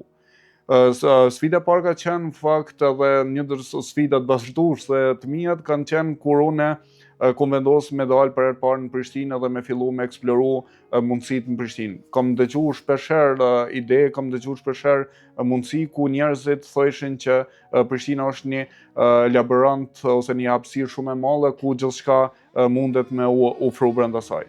Ka qenë ideja që kur jam angazhuar brenda Muzeut të Kosovës, nuk kam pas mundësi ndoshta as mujoren me pagu, jo mujoren, po as qëndrim as mujore ose diçka tjetër brenda vendit, nuk kam pas mundësi në fakt me kriju brenda asaj hapësire, dhe tash që kjo mundësia që unë me depërtu me u zhvillu ka qenë si iniciative që ti miku tim I cili e ka telefonu një ndër kompanitë si agencione turistike që kanë qenë dhe I ka thonë që a ka mundësi ky udhëtar me udhëtu me juve në një periudhë caktuar dhe pastaj pas përfundimit të muajit ju bën pagesën brenda muajit. Meqense rregullat e tyre ishin të tilla se që u dovke me pagu përpara pjesën e pagesës dhe pastaj me udhëtu gjatë muajit. Kështu që masi një ndër personat që ka qenë bashkëpronari autobusit, cilët nuk I harroj dhe I falenderoj gjithmonë fat për kujdesin edhe mirësinë që kanë treguar ndaj meje dhe empatinë gjithashtu ndaj meje, ka ofruar mundësinë që unë me udhëtu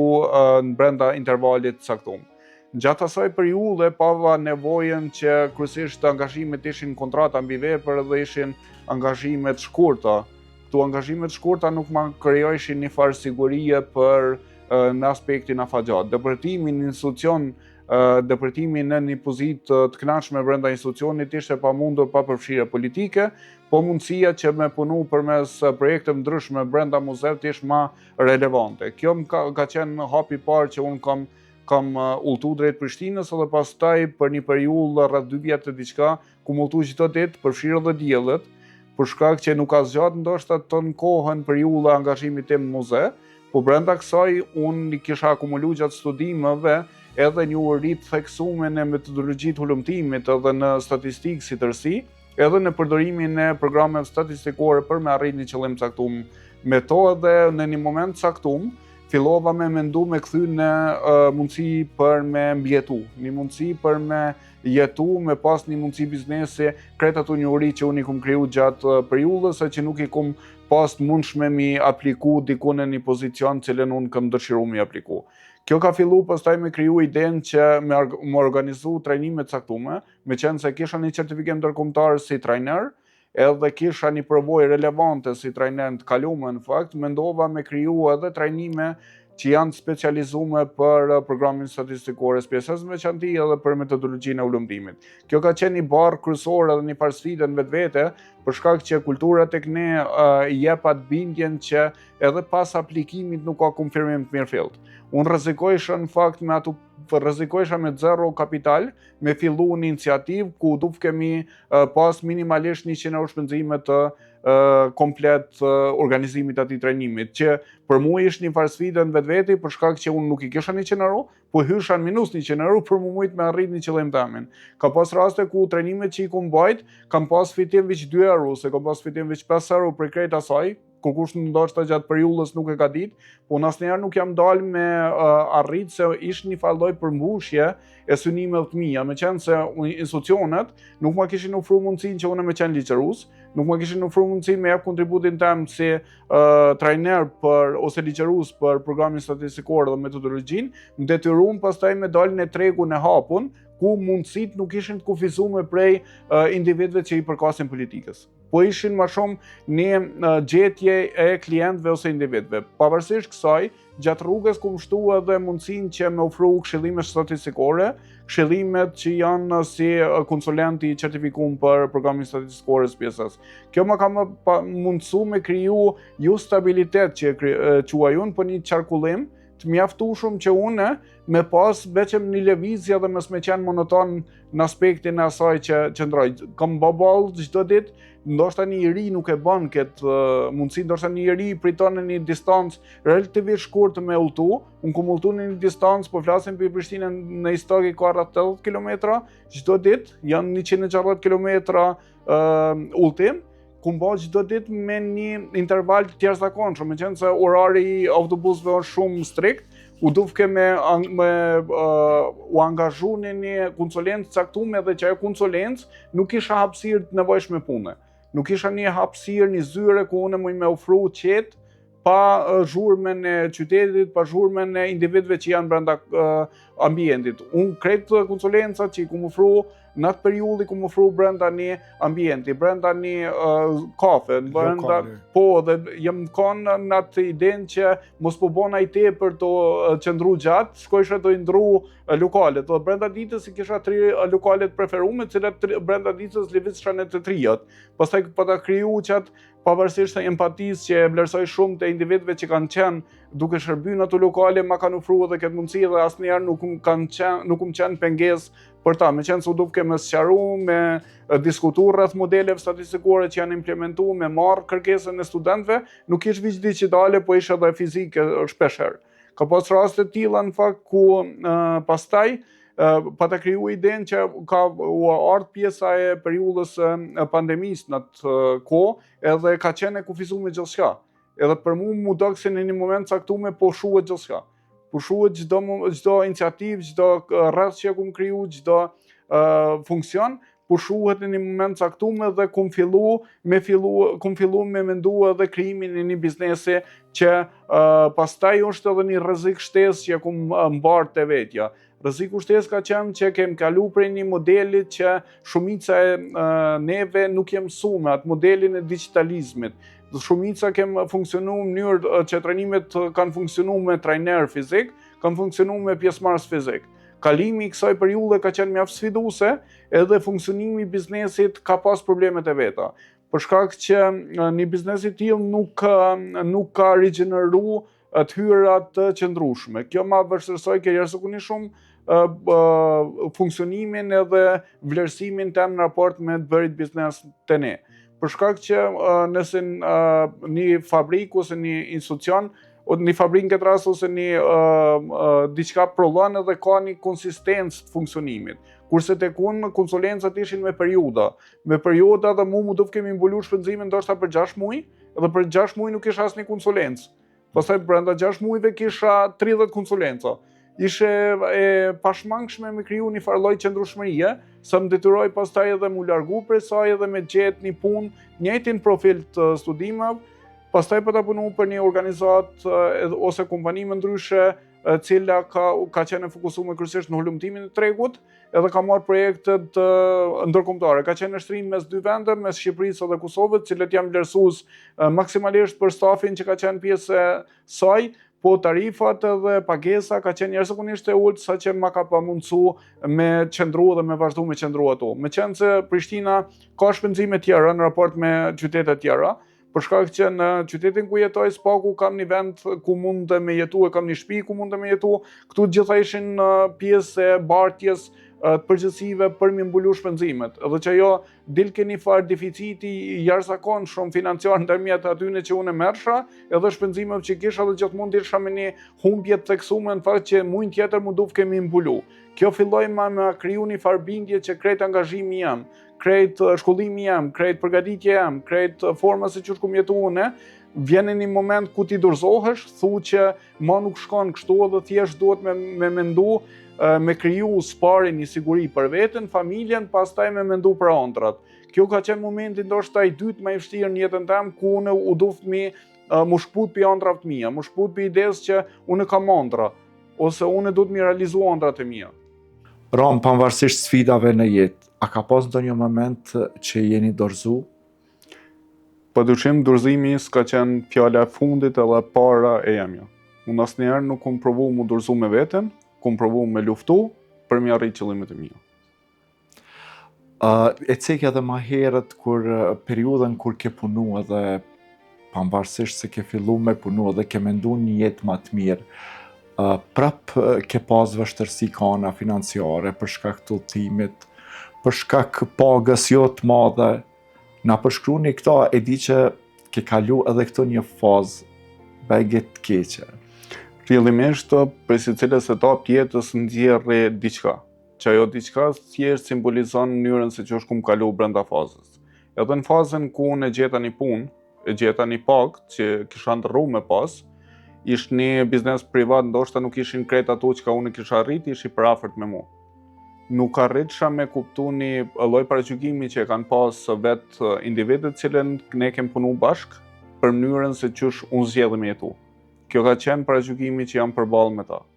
Paragjykimi ka qenë i atill sa që Nëse ne jemi popull që paragjykojmë përmbajtje, nuk paragjykojmë në stilin se çu funksionon një njeri, nuk paragjykojmë përmbajtjen, thjesht na paragjykojmë sipërfaqen.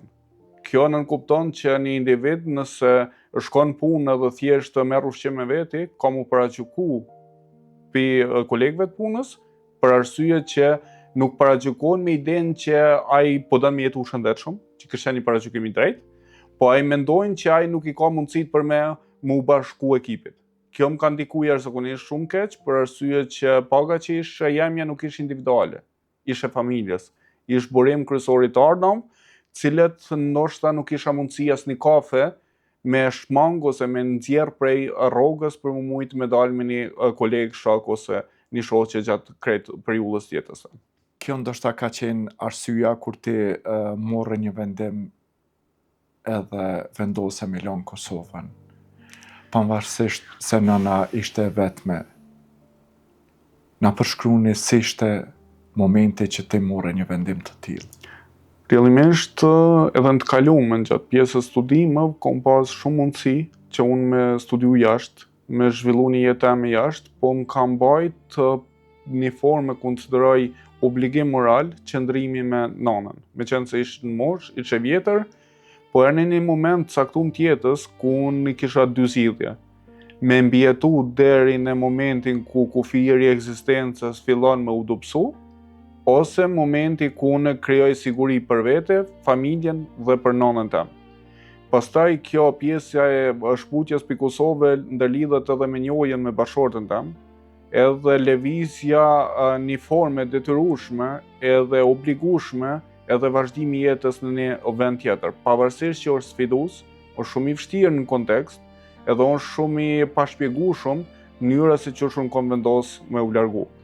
Po flasim për një orbatje disa vjeçare për mi arrit ëndrat e mia, mi arrit qëllimet e mia, jo me arrit thjesht një vend pune. Qëllimi nuk ka qenë primar me siguru një vend pune, po mi arrit ëndrat e mia, që ka qenë me shërby individëve, studentëve edhe me u përmbush, me qenë se menoj që mësimdhënia ushtarët nuk është mënyrë e punës ose është punë, po ushtarët.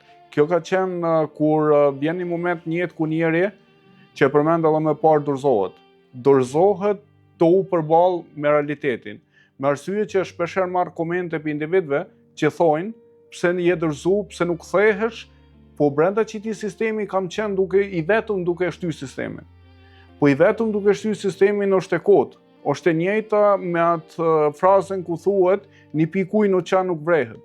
Është e njëjta sen me mënyrën se çu unë kum tentu me shtyr proceset përpara, kum tentu me qenë i fortë deri në momentin ku jam lodh me veten, kum kalu edhe fazat vështira, fazat cilat për njerëz ndoshta janë mbi diskutime publike, po për mua janë ndjenjë.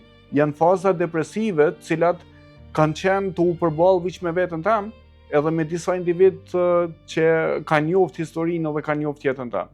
Të mundu unë jam pas distancuar jashtëzakonisht shumë për individëve, cilët nuk desha me u vazhdu mu paragjykuma.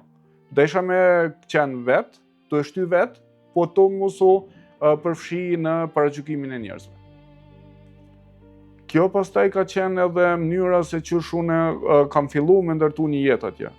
Pastaj njohja me bashkëshorten ka ardhur edhe si rezultati i fejesës dhe martesës, edhe pastaj edhe zhvendosja në Ti me bashkëshortën tuaj u njofte sa ishe në Kosovë, apo pasi që shkove? Ne jem njoftë gjatë periudhës studimeve, po me qenë se pamundësia se edhe ajo ka studiu në fakultetin juridik, është juriste me profesion, ka pas pamundun qasja dhe burokracia e krijuar brenda sistemit, ja ka pamundësu me gjetë veten në një sistem tillë, edhe është detyru pastaj me u largu shumë kohë para se ne më bo bashkë edhe me vazhdu jetën tonë. Sa ka qenë për ty vështirë me vendos, me lanë Kosovën, e sidomos edhe nanën e vetme, edhe t'ja kthe shpinën, duke marrë parasysh që nuk pelen asnjë vëlla, asnjë motër, as babaj, po gjithmonë duke menduar për një jetë më të mirë, edhe si priti nana këtë lajm? Realisht ka ardhur një moment jetës ku si familje jam lodh prej pamundësive. Edhe mami ka arë në një moment, pavarësisht moshës së shtym, pavarësisht qasjes të kufizume që ka pas, ma ka jep që thojmë ne dritën jeshile për me vazhdu në rrugtimin tëm, me arsye që jo ndoshta veç bashkimi me bashkëshorten tëm. Për shkak që bashkëshortja jam gjithmonë ka qenë koherent, gjithmonë ka përkrah që unë më kthy dhe mi vazhdu ëndrat e mia. Vazhdon në sot me bot njëjtën gjë. Po ideja ka qenë që brenda aty në vazhdimësitë e diskutimeve që i kam pas edhe me mamin, edhe pamundësive të saj për me ma kriju një jetë më të mirë, me qenë se unë isha në një moshë jashtëzakonisht madhe, në krahasim me moshën cilën ka ndru jetë prindi, edhe ishe pamundur në fakt unë me vazhdu me shty ma përpara, dhe kjo ka qenë ajo pika ku unë kom vendos që për sigurinë e nanës, pa ku të ketë ushqim, të ketë veshmbatje dhe të ketë një jetë më të mirë. Kjo ka qenë shtytja kryesore që unë kom vendos me u largu prej vendit tëm. Pavarësisht që njerëzit mundën me paragjyku në këtë aspekt, mundën me paragjyku që si unë kom arrit me lan nanën vetë në shtëpi, që kom arrit në një moshë shtyme me lan, po nuk e kuptojnë që brenda lkurës secilit individ jeton një histori brenda saj. O që ajo histori është e ndryshme për tjerëve. Na përshkruni momentin kur u përshëndeta ditë me nanën. Ju kujtohet? Apo edhe ndonjë fjalë që ndoshta nuk e harroni asnjëherë. Realisht të mësimet kryesore të nanës që kanë qenë gjatë gjithë kohës kanë qenë kujdesu që me qenë kyçje. Kujdesu që mos jeta, pasuria edhe forma se që ti zgjedh me jetu, mos me ndikon personalitetin që ti e ke ndërtu gjatë viteve. Kjo ka qenë edhe vazhdon me qenë shtytja kryesore. Edhe mos mi humb lidhjet me vendin tonë. Kjo ka qenë fjala kryesore që më ka jep nana gjatë rrugtimit tëm për Gjermani. Ka qenë konsistencë që dita e largimit tim konsiston me një majnë, konsiston me ditën ku duhet mu vlerësu ata që po iku në një formë, ata që po kërkojnë punë. Unë jam largu me një maj, edhe mbaj men kujtesë si pikë, edhe kom vendos vetë si shej proteste me u largu bashkë ditën e tillë, me arsye që me qenë kujtesë teme, me qenë si piknisje krejt aty në diskutime që unë i kam të ardhmen do vazhdoj t'i kem, si piknisje krejt aty në vërtetësive që unë i kom pas, ka qenë ajo datë, edhe është ndërlidhur me ato. Po pasaj kur shkove në Gjermani, si u ballafaqove me jetën atje? Nëse i nxjerrim dy paralele, është mënyra se çush unë kom perceptu shtetet evropiane dhe çush kom perceptu në veçanti Gjermaninë, edhe mënyra se çush kom jetu Gjermaninë, çush kom jetu brenda Gjermanisë. Këtu janë dy dimensione për arsye që kur kanë ardhur të kalumen bashkëatatarët, kanë ardhur në vendin e vet, kanë ardhur me një farë standardi, unë e konsideroj standard jo real. Cilën secili prej neve ke mendu që kur shkojmë atje, situata ndryshon. Ku sistemi financiar është aq i lartë, sa që ty ta krijon një mirëqenie, jo të mirëqenie e cila kalon nivelet elementare të funksionimit ose të jetesës, po të krijon një farë standardi të sigurisë. Kur kam shku atje, kam kuptuar që unë jam shku me idenë që unë mu integru me spaku atë njëri që unë i kam kriju. Nuk e kom di që atje kur shkoj ka bariera theksume në aspektin se qysh unë jam kualifiku këto, për ta nuk ka rëndësi.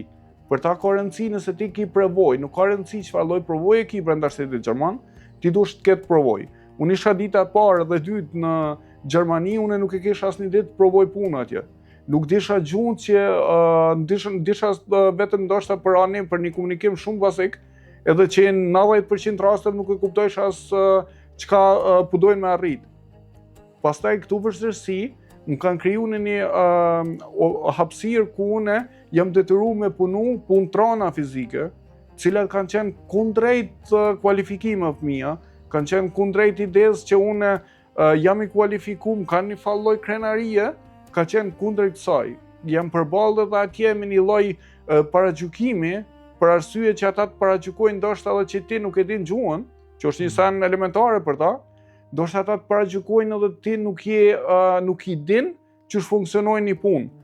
Unë nuk kom pas vështirësi të theksuar në adaptimin e këtyre punëve në ndërtimtari, meqenëse se në gjatë periudhës në Kosovë nuk jam angazhuar asnjëherë në punë tilla. Jo që kom pas krenari ose ego, po kom pas synime tjera.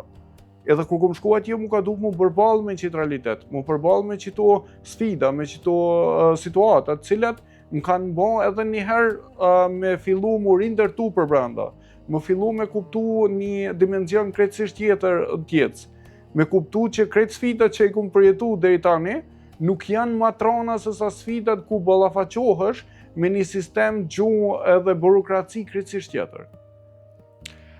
Rom, a mundesh më na tregu a ja ka vlejt gjithë ky udhtim që ke kaluar në jetë edhe gjithë ky shkollim që ke bën në Kosovë edhe tani veç ndodhesh në Gjermani. A mendon që Kosova në këtë pjesë ka ndryshuar që sot nëse kthehesh në Kosovë e kishe pas derën hapne apo mendon që Kosova prap është një gjendje se ke lënë? Mendoj në fakt e para që situata në Kosovë, pavarësisht ndryshimeve rrëndësore politike, situata në teren nuk ka ndryshuar. Nëse i referohemi individëve që nuk kanë rast gjanë, individëve që nuk njohin strukturë, nuk njohin individ që nuk kanë kualifikim e pranohen, atëherë ata mundet me thonë që situata ka ndryshuar. Unë mund me theksu me 100 raste, që kom pa edhe kom dëgju edhe di, që janë angazhu në fat me të njëjtën metodë që unë i kom lanë. Me metodën e servilizimit, militanizmit, edhe ka çdo ditë që ballafaqohena me institucionet publike, vide në të moment ku unë nuk arri mu kuptu me ta. Ndoshta me një kërkesë thjesht. E kjo ma krijon një bindje që ndryshimet politike kanë ndodhur ndoshta disa ndryshime të cilat unë nuk i përkas fushës ku mu i interpretu, po ndryshimet në aspektin e angazhimeve të militantëve dhe të servilëve në arritjen e pozicioneve tyne nuk kanë ndryshuar rrethsisht. Fillon këtu mendoj që disa shprehje që i kum dëgju të kalumen edhe disa shprehje që i kum dëgju asocion me ato se rrënësimi duhet me qenë komplet. Rrënësim që e quaj unë, jo ndryshim politike. Nëse ndryshojmë ne politike në nivelin qendror, politika në nivelin lokal nuk ndryshon. Nëse ne ndryshojmë politike në nivelin lokal, duhet me ndryshu mentalitetin tonë. Mënyrën se ne qysh e perceptojmë këtë politikë, mënyrën se çka kërkojmë ne pikë kësaj politike. Përderisa nuk ndryshojnë këto, unë mendoj që edhe nëse kthehem, unë kam me pasur batje të njëjta, po me një lodhje shumë më të madhe. Me një farë lodhje që me mosh, me kontribut, me angazhim, me presion edhe me situata jo të mira, vjen në një moment ku nuk e çka jep më në vendin tonë. Thjesht shpeshherë kum diskutu me individ që më thojnë ktheu, po mirë, unë e kthena nesër, pavarësisht që shumë thojnë jo integrimi i fëmijëve ose jo integrimi i bashkëshortit në institucionet ose në sistemin gjerman, unë kthena mi shty përpara ëndrat të mia, nëse kemi mirë kuptim familjar, kuptohet, ama nuk është ideja që kanë me ma hap derën nëse unë e kthem. Kanë me më detyru me paragjyku pse unë jam jashtë. Pse unë po flas pi jashtë. Shpeshherë unë diskutoj edhe në rrjetet e mia sociale për duririt negative që janë. Secili pi neve i paragjykon këto, nuk i gjykon, nuk ta hap mundësinë. Ka pas një rast ku gjatë diskutimit të sipër me një ndër pjesëmarrës në një organizatë politike, më ka thënë që po bojnë tendencë për me të kthy në Kosovë. Mirë, unë i thash unë më i mu kthy dhe me diskutu cilat janë mundësi tua. Kur ko marrë nuk ka pas kohë për takim. Kjo është kthim janë? Jo, absolut, se nëse unë e kthehem, nuk më krijon siguri ai. Nuk jo ai, po nuk krijon sistemi. Me qenë se kemi kaluar minutazhin e emisionit, na tregoni tani jeni i kënaqur me jetën, tash sa vite në Gjermani, edhe na flisni pak a shumë për punën tuaj, çka pikërisht punoni, me qenë se çojmë edhe në rrjetet sociale, jeni angazhuar në intervista të ndryshme, edhe në takime të ndryshme të punës. Po dyshim, fillimisht unë jam shumë i kënaqur me qenë se Zoti më ka beku me një vajzë dhe ajo gradualisht po rritet në një sistem që uroj që nuk i ka ballafaqimet e njëjta. Së dyti, mendoj që i kënaqur nuk mundet një me qenë i cili ka pas sfida dhe cili mendon pak më ndryshe se tjerët. Ka vështirësi cilat i shohim në një dimension me një sy tjetër. Pastaj, a jam i kënaqur në aspektin e punës? Absolut që po. Aktualisht jam i angazhuar në logjistik ose në logjistikë dhe shpedicion në pjesën e administrimit të projekteve ndërkombëtare edhe përgatitjen e dokumentacionit për transport ndërkombëtar. Kjo është një fushë krejtësisht tjetër e re për mua, një profesion i tretë ndoshta i karrierës tem, po ka qenë një profesion i cilin e kam adaptuar me shumë mirësjellje dhe me shumë korrektësi. Po, me që jeni atje, sa po arrini me ardhë dhe të njëjtën kohë dhe në Kosovë, me vizitu Kosovën, me vizitu nanën? Me qenë se unë jam i lidhur përveç obligimit familjar që kam, mami qëndron 3 muaj këtu dhe 3 muaj është me ne atje, përveç kësaj në fakt unë gjithmonë mundohem me jep kontributin tem, po jo në aspektin e përfitimit prej komunitetit cilit i përkasin fushës tem, ofroj shërbimet pa pagesë për studentë dhe ofroj trajnime për studentë me kriju lidhjen që e kom pas dikur me sistemin. Pavarësisht që brenda sistemit jam detyruar me mbjetu edhe me fitu financiarisht, tash me qenë se kam një burim të ardhnave të sigurta, nuk kërkoj me marrë mbrapa ato që e ofroj për studentë. Po mundohem gjithmonë me qenë i lidhur në marrë shpeshherë çdo herë ku më mundsohet edhe s'paku kam pushim prej obligimeve parsorë që i kam. Ram, unë të falenderoj nga zemra që ishe pjesë e misionit Rrëfimjete dhe që ndave rrëfimin tuaj, kohën tuaj me qenë se ke ardhur në Kosovë dhe ne kemi komuniku vazhdimisht për me qenë pjesë e misionit, por ma ke fjallën që do t'jesh në Kosovë dhe do t'vish në këtë studio. Krejt për fund një mesazh për të gjithë të rinjët të cilët na shikojnë në emisionin ton dhe që dëgjuan rrëfimin tuaj, cili kishte me qenë mesazhi? Fillimisht faleminderit për ftesën që më ke bërë dhe o shumë kënaqësi për shkak që i kem jep së bashku kuptim krejt emisionit, kem rrëfy jetën tonë dhe kjo është kuptimi i krejt këtij emisioni. Pastaj mesazhi im për fund është që secili prej neve më paragjykojmë në aspektin sipërfaqësor, gjykojmë nëse është e nevojshme, nëse është e nevojshme gjykojmë ato ku duhet me gjyku edhe në formën më të mirë të mundshme. Të mundohemi të jemi tolerant, të jemi emancipues dhe të jemi me empati ndaj individëve të cilët janë në nevojë. Ndaj individëve të cilët kanë nevojë për dorën tonë, pavarësisht të vështirësive që ata kalojnë, ta kenë një dorë zgjatun të njerëzve që mendojnë ndryshe, njerëzve që nuk kanë kohezion të kufizuar të mendimit. Faleminderit shumë edhe një herë. Faleminderit edhe për juve. Dashur miq, këtu kemi përfunduar emisionin për sonte Rrëfimjete. Ju falenderojmë të gjithëve për vëmendjen tuaj dhe ju vazhdoni të na shkruani në rrjetet tona sociale për rrëfimin tuaj. Rrëfimi juaj mund të bëhet rrëfim në këtë studio duke ndarë me ne dhe me shikuesit tanë. Deri në takimin tonë të radhës, natën e mirë dhe mirëmbëjtje.